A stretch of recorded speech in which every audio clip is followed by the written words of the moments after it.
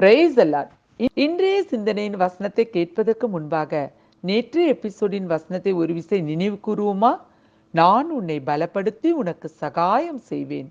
ஏசாயா 41:10. நேற்றைய தினம் இந்த வசனத்தையும் இதனோடு கூட ஒரு கதையும் கேட்டிருப்பீர்கள். இந்த நாளிலும் வசனத்தையும் அதனோடு கூட ஒரு கதையும் கேட்போமா? அந்த பறவை கூண்டுல இருந்த அந்த ஒரு ஆண் பறவை ரொம்பவே சந்தோஷமா இங்கேயும் அங்கேயும் பறந்துக்கிட்டு தான் உணவை சாப்பிட்டுட்டு ரொம்பவே சந்தோஷமா இருந்துச்சு.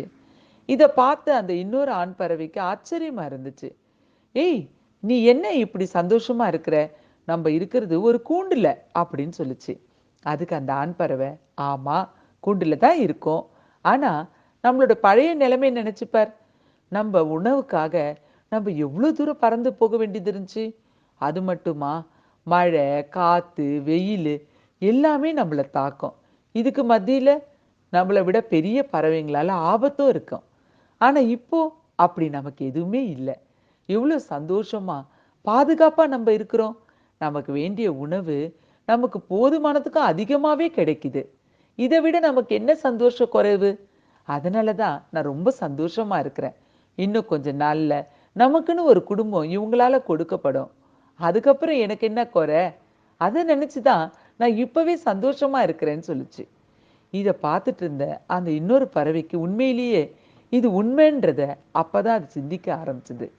ஆமாங்க, நம்ம வாழ்க்கையில கூட சில நேரங்கள்ல சூழ்நிலைகள் மாறும். உடனே துவண்டு போயிடுவோம். ஆமாங்க, சூழ்நிலையை பார்க்காம நம்ம மனநிலையை சரியா வச்சுக்கிட்டா வேதம் என்ன சொல்லுதுன்னு பார்க்கலாமா? உங்கள் சந்தோஷத்தை ஒருவனும் உங்களிடத்திலிருந்து எடுத்து போட மாட்டான். யோவான் 16:22. ஆமாங்க, நம்மளுடைய மனநிலைய நம்ம தேவனை நோக்கி சரியா பொருத்திட்டோம்னா நம்ம சந்தோஷத்தை யாரும் நம்ம கிட்ட இருந்து எடுத்து போட முடியாது. அப்புறம் ஏன் கவலையா இருக்கீங்க? சந்தோஷமா இருங்க. God bless you all.